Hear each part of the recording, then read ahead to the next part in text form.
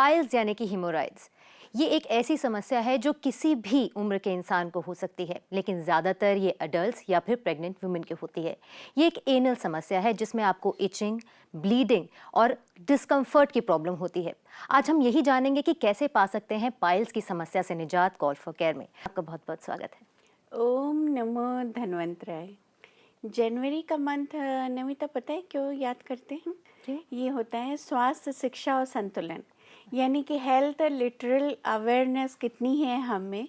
तो 1 to 30 और आज 30 है। जी। 30 को महात्मा गांधी ने जब कहा था आपको कि किसी भी तरह के शत्रुता नहीं रखनी है, हिंसात्मक प्रवृत्ति नहीं रखनी है, और बिल्कुल ठीक कहा था, क्योंकि अरिवत प्राणान श्रेयांसी, और जो शत्रु के समान जो हमें यानी हमें बहुत प्राणों को हमारी तकलीफ देती है, ऐसी बीमारी का नाम है अर्श, और ये है पाइल्स। और इसको कहते हैं पाइल्स नैनो या हेमरॉइड्स। और इसके लिए यदि एक ही शब्द में यदि हम कहें कि गुद मार्ग निरोधता, यानी कि ये बीमारी में गुद मार्ग, एनल मार्ग से जो हमारे स्टूल पास होता है उसमें तकलीफ हो सकती है। प्रोलैप्स, हमारी जो वेन्स हैं, वेन टॉर्शियस हो जाती हैं और इनमें इन्फ्लेमेशन हो जाता है। तो समटाइम्स ये ब्लीडिंग या समटाइम्स ब्लीडिंग के बगैर भी हो सकती हैं, यानी कि ड्राई और वेट दोनों तरह की हो सकती हैं, एक्सटर्नल इंटरनल हो सकती हैं। और आयुर्वेद इसके लिए सबसे अच्छा कहता है कि ये सहज हो सकती हैं और दोषज हो सकती हैं, यानी कि वात, पित्त, कफ, रक्तज और सन्निपातज की तरह। चलिए, आपने बहुत ही अच्छे तरीके से समझाया इसके बारे में। लेकिन राखी जी, पाइल्स के बारे में डिस्कस करने से लोग थोड़े हिचकिचाते हैं। बिल्कुल। तो कितनी गंभीर समस्या है पाइल्स?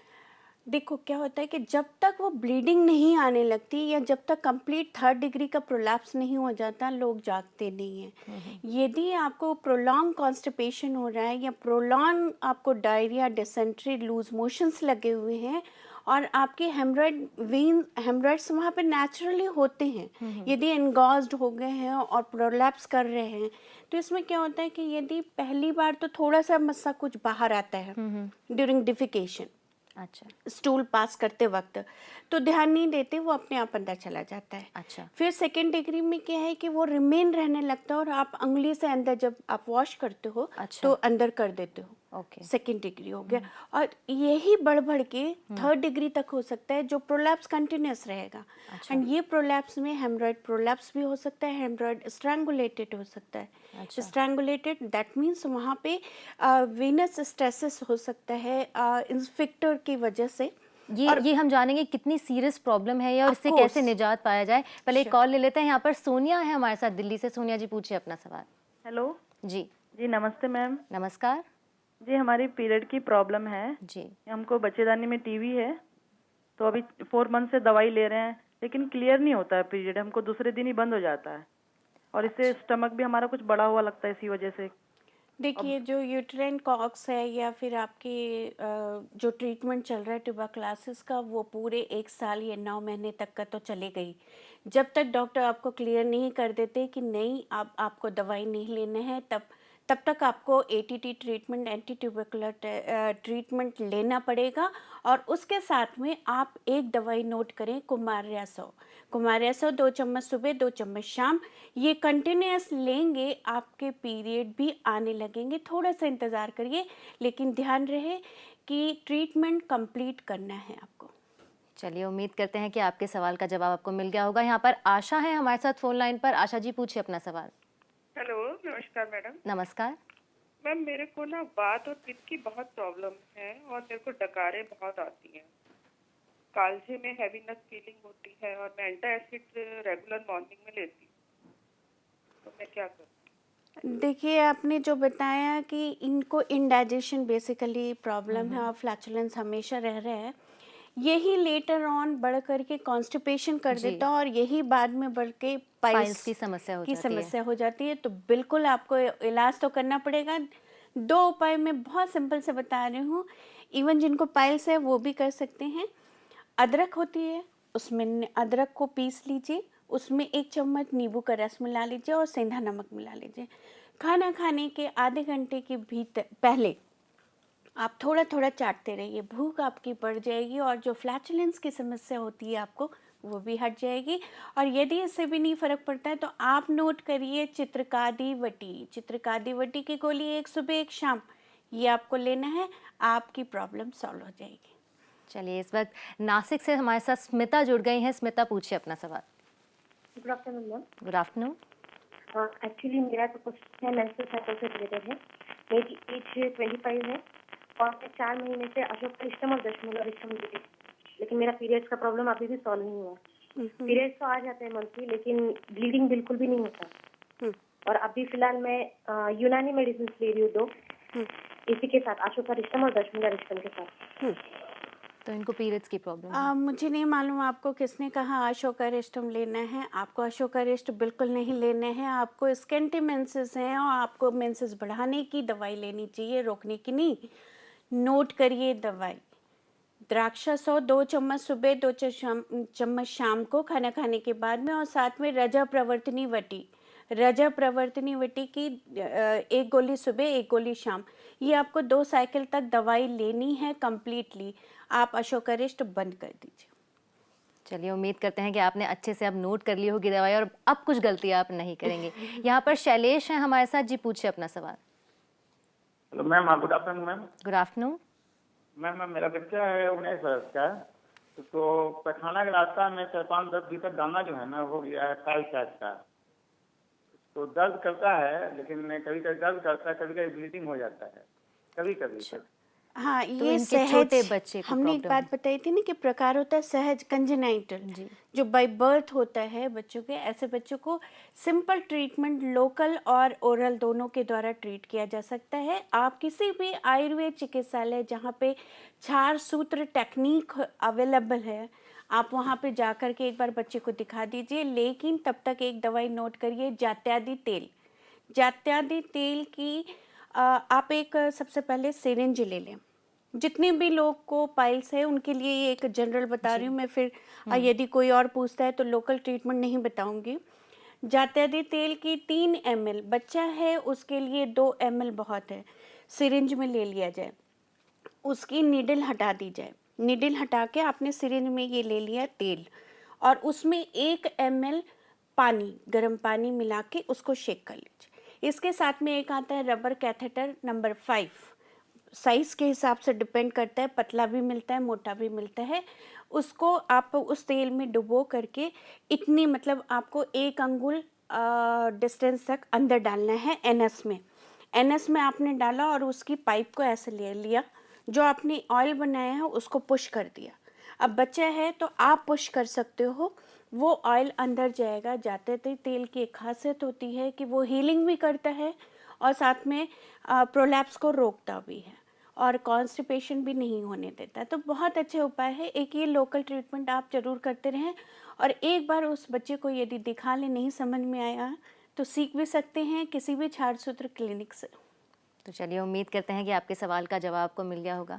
राखी जी, अगर हम यहाँ पे बात करें प्रेग्नेंट वुमेन की, तो उनके अंदर देखा गया है कि ये समस्या कुछ ज़्यादा होती है। हाँ, वो क्योंकि हम जब प्रेगनेंसी यदि नॉर्मल लेबर से हुई है, नॉर्मल लेबर यानी कि आपके काफ़ी प्रेशर पड़ता है सारे लोअर ऑर्गन्स पे, और बच्चा निकलता है नीचे से वेजाइनल के through, that is normal delivery. पर वेजाइनल जो बच्चा निकल रहा है, हम सिजेरियन पेट से निकालते हैं, लेकिन यदि नीचे से वेजाइनल के थ्रू है तो प्रेशर के, कंप्रेशन के, और यही वजह है कॉन्स्टिपेशन। कॉन्स्टिपेशन में nothing else then we are just putting continuously strain over that point. जी, और ऐसा कहा भी जाता है कि प्रेग्नेंट वुमेन को कॉन्स्टिपेशन की समस्या भी रहती है, तो व्हिच वो लीड्स डबल टू प्लस हो पाइल्स। गया, वो डबल प्लस हो गया। तो जो भी पेन हो रहा है या फिर हम ज़्यादा प्रोलैप्स कर रहे हैं, स्क्वांटिंग पोजीशन में बैठ रहे, ये कुछ ऐसी चीज़ें होती हैं। और ख़ास तौर से सहज जो होते हैं वो नेचुरली वहाँ के मसल टोन्स लूज़ होते हैं, स्फिंक्टर लूज़ होते हैं, उसको टाइटनिंग करने की प्रोसेस की जा सकती है। तो इसीलिए प्रेग्नेंट वुमेन में ये प्रॉब्लम आम होती है, लेकिन ध्यान रहे डरने की बात नहीं है। और यदि देखा जाए तो 70% नॉर्मल डिलीवरीज के बाद में आपको पाइल्स की शिकायत या फिशर इननो की शिकायत हो सकती है, जिसको ईजिली आयुर्वेद से ट्रीट किया जा सकता है। तो यहाँ पे सारी प्रेग्नेंट वुमेन को हम यही कह सकते हैं कि घबराने की ज़रूरत नहीं है। ये एक आम समस्या है और सर्वे के मुताबिक देखा भी गया है, जैसा कि राखी जी ने बताया कि 70% महिलाओं को ये समस्या हो जाती है जो इजीली सॉल्व भी हो जाती है। यहाँ पे ले रहे हैं एक चीज जस्ट ये भी बोलूंगी, आपने कहा था ना कि हिचक की वजह से नहीं बताते, तो as early as possible come to the doctor and just examine yourself and get the treatment. चलिए यहाँ पर हमें लेना पड़ेगा एक छोटा सा ब्रेक, हम जल्द लौट कर आ रहे हैं।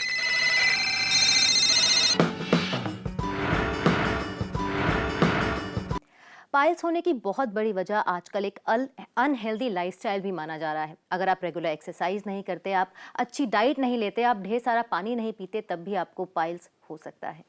जहाँ तक हम बात कर रहे थे कि कितनी सीरियस ये बीमारी है, तो कहाँ तक इसको सीरियसली लिया जा सकता है और कितनी जल्दी ये क्योर हो जाती है? यदि जल्दी स्टेज में आ जाए तो जल्दी क्योर हो जाएगी। दूसरी बात ये थी, आपने उसको सीरियसली नहीं लिया है तो बट नेचुरल कॉम्प्लिकेशंस हो जाएंगे उसके। और यदि ब्लीडिंग है तो कंटिन्यूसली ब्लड लॉस होगा, जिसकी वजह से आपका एनीमिया भी हो सकता है, आपका ब्लड प्रेशर, आपके वाइटल्स अफेक्टेड हो सकते हैं। तो किसी भी छोटी सी छोटी बीमारी को भी हमें कैजुअल वे में नहीं लेना चाहिए, जबकि आयुर्वेद कहता है कि अर्श को महारोग में कहा गया है, यानी कि बिल्कुल ध्यान देने की जरूरत है। चलिए, इस वक्त तृषा है हमारे साथ फोन लाइन पर। तृषा जी, पूछिए अपना सवाल। Hello, good morning ma'am. Good afternoon. Good afternoon. Actually मेरे को पॉलिसिस्टिक ओवरीज एंड माइग्रेन की प्रॉब्लम है।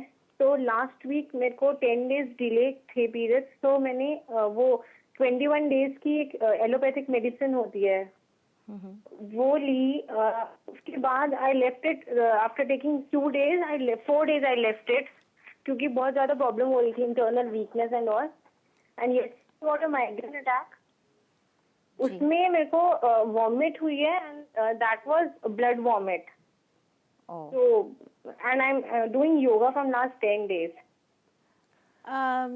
तो मैं आपको थोड़ा सा कहूँगी कि आप थोड़ा सा कंफ्यूज्ड हैं, आप सारी ट्रीटमेंट ऑल टुगेदर ले रहे हैं। एलोपैथी ट्रीटमेंट ले ली है और अब इनको पीरियड्स में नहीं, प्रॉब्लम वो हो बीच रही में ब्रेक किया है। 21 डेज के बाद में आपको पीरियड आए होंगे और उसके बाद में जैसे ही पीरियड ख़त्म होते हैं आफ्टर मतलब 5th डे ऑनवर्ड फिर से आपको 21 डेज का ये साइकिल होता है। एंड PCOS ऐसी बीमारी है जिसके लिए एक बार में ट्रीटमेंट नहीं, आपको कंटिन्यूसली ट्रीटमेंट लेना पड़ेगा टिल द टाइम डॉक्टर नहीं कहते हैं कि आप मत लीजिए।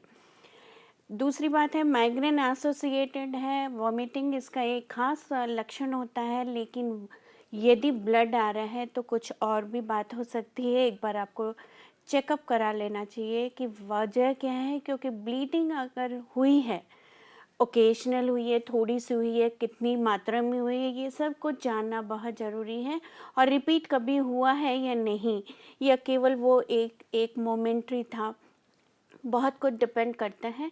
लेकिन मैं आपको सलाह दूंगी कि PCOS एक बार आप पहले दिमाग में बैठा लें कि आपको दवाई करनी है और एक ही सिस्टम को थोड़ा सा फॉलो करिए कुछ दिन के लिए। आपको मैं आयुर्वेद में ज़रूर बताऊंगी कि आप नोट करिए दवाई जो आपको दोनों में फ़ायदा करेगी। नोट करिए अश्वगंधा पाउडर। अश्वगंधा पाउडर की 2 ग्राम की मात्रा में लौह भस्म के साथ में, लौह भस्म आपको 500 मिलीग्राम की मात्रा में, ये दोनों मिला करके आपको सुबह शाम लेना है। और इसके साथ में अग्नितुंडी वटी 2 गोली सुबह 2 गोली शाम। इसके साथ में एक और सजेशन, क्योंकि आपकी बीमारी में आपको जरूर कहूँगी कि blood profile, blood sugar level सभी टेस्ट करने बेहद जरूरी है। तो यहाँ पर इनको यही सलाह है कि डॉक्टर को ज़रूर दिखा लीजिए, अपनी इस बीमारी को लाइटली बिल्कुल मत लीजिए। यहाँ पर नसीमा है हमारे साथ फोन लाइन पर। नसीमा जी, पूछिए अपना सवाल। जी नमस्ते मैम। नमस्कार। मेरे ये सवाल है, मेरे ब्रदर के बाल बहुत पक रहे हैं, पक गए हैं, जिसके लिए मैं क्या कर सकती हूँ? उसके लिए कोई दवा है?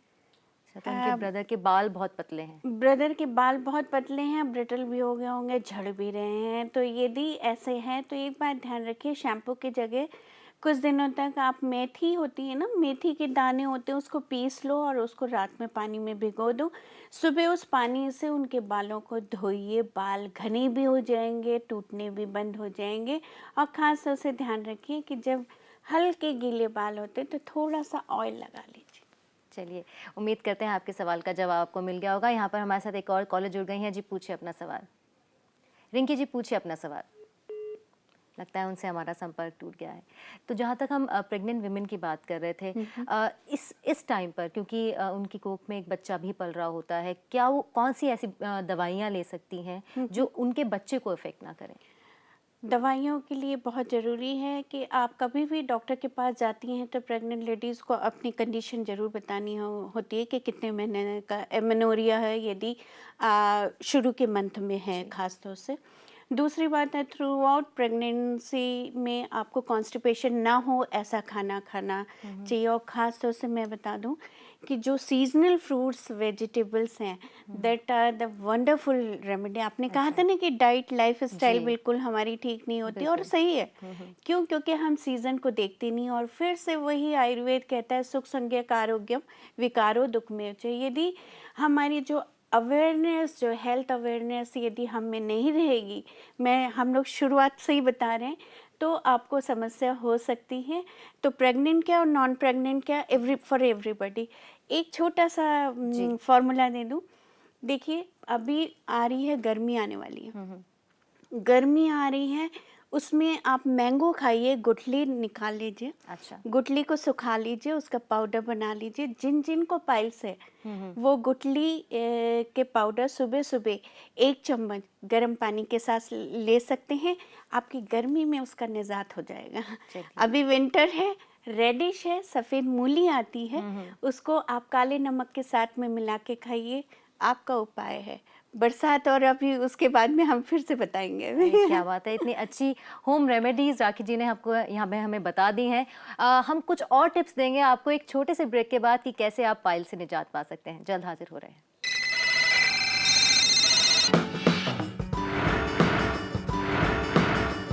अगर आप रोज़ाना केला खाएं तो उससे भी पाइल्स की समस्या से निजात आपको मिल सकता है। राखी जी, हमारे पास यहाँ पर SMS आए हैं, हम चाहते हैं कि ये डिस्कस कर लें। ये कह रहे हैं कि इनको विटिलिगो की प्रॉब्लम है, तो वो कैसे क्योर हो सकती है और क्या ये क्योर हो सकती है? बिल्कुल क्योर हो सकती है, और इसके लिए कोई हीन भावना पालने की ज़रूरत नहीं है, और दवाई लेनी बेहद ज़रूरी है।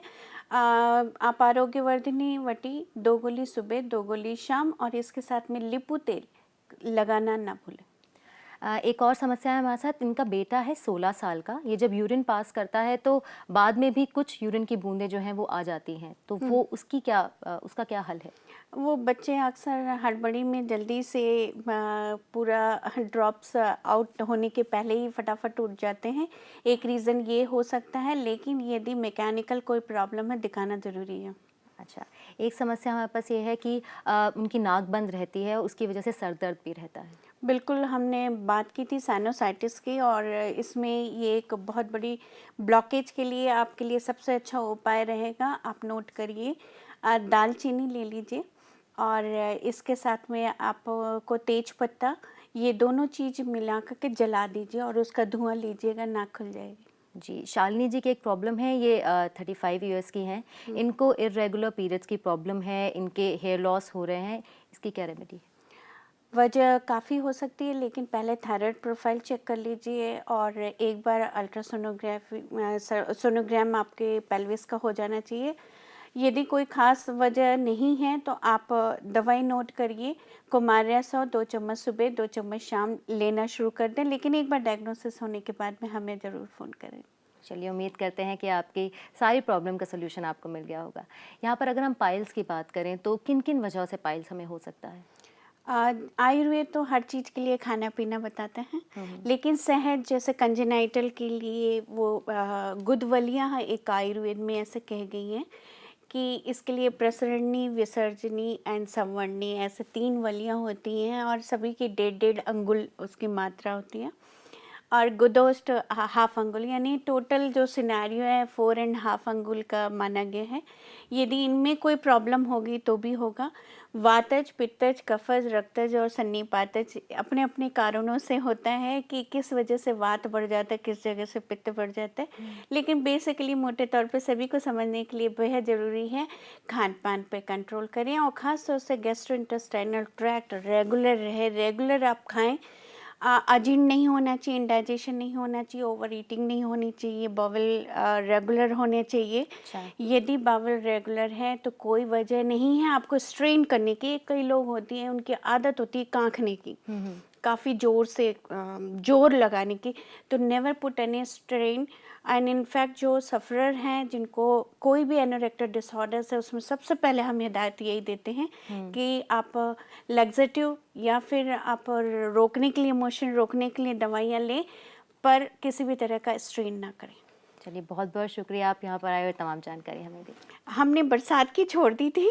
बरसात में जामुन खाइए और भगाइए पाइल्स। और दूसरी बात है, यदि हर सीज़न के लिए तो अंजीर को रात में भिगो दीजिए और सुबह उस पानी को खाली पेट आप पिएंगे तो आपको का जीआईटी सिस्टम, जो अभी हमने कारण बताए, वो बिल्कुल नहीं हो सकते और आपको निजात मिल सकती है। यही है हमारी स्वास्थ्य शिक्षा और संतुलन, है कि नहीं? बिल्कुल। और यहाँ पे आपने जितनी भी होम रेमेडीज़ बताई, वो एक ऐसी रेमेडीज़ हैं जो हम घर में अपना ही सकते हैं और इस समस्या से निजात बिल्कुल पा सकते हैं। बिल्कुल। ओम नमो धन्वंतराय।